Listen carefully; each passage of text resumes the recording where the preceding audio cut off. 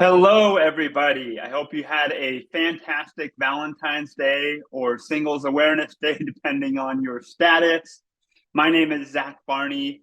Thank you to the team at Signals for the opportunity to present, and thank you to all of you in attendance. I am the co-founder and CEO of Mobley, and I will be speaking today on 4 tips to improve field event ROI. That's obviously something that Mobley helps with, but there are some general tips and tricks that I'd like to share with you today. So by way of introduction, we're going to go ahead and talk about me for just a second and get that out of the way. So again, I'm the co-founder, CEO at Mobley. We are based in Salt Lake City, Utah. I have been in SaaS sales for 13 plus years, primarily in leadership roles. Most recently, I was a VP of sales at Velo, which is part of a large growth equity firm out of Tennessee. Also spent some time at Nearmap, Team, HireVue, and Outro. My wife, Erica, and I have been married for close to 14 years, and we do have 5 children. I often joke that you have to keep up with the stereotype when you live in Utah. So that's what we decided to do. Our oldest, Lucy, is 12, and our youngest, Hayes, turns 4 next month. I have a nickname. My friends call me Zaccident. I am one of the most accident-prone people you will ever meet. Spent multiple stays in the hospital for things such as rhabdo after running a marathon and not fueling properly, rupturing my spleen on a wave in Hawaii, and every little thing in between, I've done it. Thus, my name is Zaccident. All right, so what problem are we going to be talking about during this session? The problem is that only 6% of executives feel like their field events are meeting their company goals. 94% say they're not paying off. However, they'll still spend a third of their marketing budget on them in 2023. This is according to Deloitte's most recent CMO survey done in September of last year. Now, intuitively, if I was at a company where more than 19 out of 20 of our executives felt like our field events weren't paying off, that would be a surefire way to get us to cancel field events. That's just not happening in the industry. So a $15 million company, they're going to spend an average of $1.3 million on marketing, and a third of that is going to go toward events. So why is that? Why is it that we're spending so much money meeting people in person at trade shows and user conferences and lunches that we're not getting the ROI when people say that business is done face-to-face when you can look somebody in the eye? Well, the main cause is that it takes 11 days to get a lead from an in-person event back into the hands of a sales rep to make their first call. Just archaic processes, trusting this is the way we've always done it. We have to go through the process, blah, blah, blah. As a result, a lot of crap happens, and it's going to take nearly 2 weeks before your reps are able to actually work leads from trade shows, user conferences, and other field events. Now, I personally do not remember what I did 11 days ago. I don't. And I definitely don't remember who I talked to. And if I was at a trade show, I don't remember who you are among a sea of 100 other people that I spoke to. It's super important, just like any other marketing channel, to get on top of leads ASAP. The problem is sales tech just hasn't kept pace. So I'm going to give you a couple of tips on how to improve that ROI. Now, tip number 1 is to not use badge scanners. This seems a little bit counterintuitive, but the reality is that badge scanners don't integrate with your CRM. Their customer is the event host, not you as an exhibitor or an attendee. Thus, the process is just going to be a lot more cumbersome than doing something on your own, like throwing up a QR code with a very easy to fill out landing page for people to fill out a form, or using something like Mobley. Number 2, people put bogus information in all the time. When you sign up for an event, if you're a veteran and you've gone to a lot of events, you know that people are going to be pushing to scan your badge.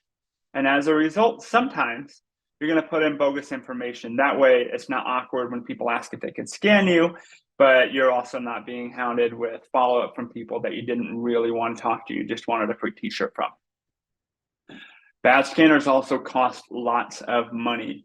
Most scanner providers charge on a per unit basis to the event, and it's up to the event whether they want to bake in that cost to the cost of attendance / exhibiting, or pass it along and have you pay with a premium as well. A lot of times you'll see bad scanners cost upwards of $800 to $1,000 per scanner for just a 2 or 3 day event. It's ridiculous. Lastly, they make conversations just significantly more awkward and salesy. You might be having a fantastic conversation with somebody about the industry, about the pains that they're feeling, and there might be a genuine good fit. And then you say, hey, can I scan your badge? The interest shuts off, and suddenly they recognize, okay, we're going into salesperson and prospect mode. So I need to be a little bit more guarded. So tip number 1, don't use the bad scanners. Tip number 2, drawings are for suckers. I've done plenty of them. Don't feel bad if you have done them, if you're doing them right now, if you do them whenever. The reality is some things happen when you do a drawing. If you give out like a TV or an Apple Watch or an iPad, something like that. Why do they suck? Because 80% of entries just want the free TV. They are not interested, and that makes a lot more crap for your team to sort through to get to the real prospects that are interested in whatever it is you're selling. There's also legal issues with favoritism. Nearly every company I've been at that does a drawing, they don't do the drawings on a randomized basis. They say, okay, who's our hottest prospect? Who's the one most likely to buy? Who could use it most? The problem with that is that's actually completely illegal. If you advertise a drawing, it has to be blinded and actually random. So there's some issues with that could get you in trouble if somebody calls you out. Most people won't, but something to be aware of. Okay, tip number 3, the money is made at night. All right, why is that? Well, number 1, it's hard to stand out when you're in a booth and you're the same size as everybody else and you're stuck in the same room as everybody else. Somebody's walking the trade show floor, they tend to try to put the blinders on and look straight ahead until they see something that they absolutely want to go out of their way and learn more about. And as a result, you're standing there stuck trying to drag people in and find a way to stand out from the noise. People are on guard against salespeople when they're walking the trade show floors because they know that is exactly what your purpose is. But when they leave the trade show floor, something magic happens and they snap right out of it and are far less on guard and far more willing to engage with you. Even if you're still that salesperson, still that vendor, if it's a more relaxed environment, they have a higher likelihood to engage and have a real human-to-human conversation with you. There's a saying that goes, the best salespeople swim in pools, not streams, and that's true. When a fish is focused on making it through the stream, when they have a bunch of water pushing against them, they don't have time to engage with you. But when they are in a more relaxed setting like a pool, that's when they tend to be more willing and interested in taking the bait and going for that fly. All right, tip number 4, sign people on the spot. Don't fall victim to the old school mentality that you need to give people time to breathe and don't pressure them and give them a few weeks to come up for air. The problem is they have a lot of other things to do besides being followed up with from a trade show. And they have a lot of other people that are following up with them at the trade show. So again, that 11 days is incredibly important to shrink down. And one of the ways you can do that is by pushing for signatures on the spot.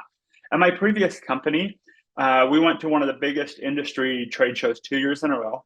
A few years ago, the first time that I had gone to this show, we ended up signing maybe a total of 3 or 4 deals from that show, bringing like 30 people to the show and spending a lot of money, a lot of booth space, 3 or 4 deals, because we just weren't prepared to push people for urgency. This past year, when we went again, we signed well over $1 million in ARR and something like 50 or 60 contracts. Same exact show. We brought a couple more people, had a little bit of a bigger booth presence, but the main thing was we came prepared to sign at the show. So just a couple of stats for you here. 82% of attendees do have buying authority. 49% of attendees plan on buying at least one product when they attend a trade show. And interest is higher in person. All right, so let's go through some tips. We went through the things to not do, but now let's look at some tips of what to do instead to double your ROI per show immediately. All right, number one, throw up a QR code that links to a form with minimal fields, or use a tool like Mobley to cut out days of busy work. Number two, buy 2 different kinds of swag. Cheap stuff that'll help brand you, like stickers or slap bracelets, and a small quantity of nice stuff like hoodies and scooters, but keep them hidden in the big ones, and only give to serious prospects. Don't use that as a way to attract people into the booth. The right people will already be attracted into the booth, and then you can give that as a surprise as opposed to a bribe. Host a happy hour or a party. Make it unique and fun. Invite as many people as you can possibly handle. You'll become the cool kids. Everybody's going to want to work with you.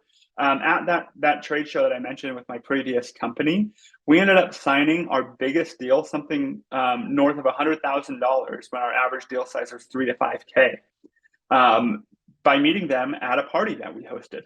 We hosted a 2 or 3 hour party at a bar with karaoke and beer pong and things like that. Had an hour-long conversation with them, and within 2 weeks, they were signed. Lastly, create a handful of very basic contract types of your most popular products in an e-signature service, something like Dropbox Sign or DocuSign, and only require as little info as your legal team will let you get away with. Make it super, super easy to do business with you. Do the CRM work and other housekeeping when you get back. Don't worry about your normal process of having to create a lead, properly attribute it, and then convert it, and then fill out all of the necessary fields. You can do that, and that is great 99% of the time. But when you are trying to get somebody on to your platform as quickly as possible, make it easy on them. Like, have a preloaded contract with a couple of basic products to select from. They put in their name and their contact information, and then sign. Do everything else after the fact, but get them committed now. Thank you so much for taking a few minutes with me today. I'd love to chat with you more. Our product, Mobley, is an event agnostic scanning app that'll help you enrich your leads and get them back in the hands of your team quickly. We are pre-launch right now. We launch at the end of February, so please feel free to scan this QR code or go to getmobley.com and sign up. We'd be more than happy to accommodate you and get you playing around with that and see if we can't help increase your field event ROI. Thanks again, and have a great rest of the Rev Tech Summit.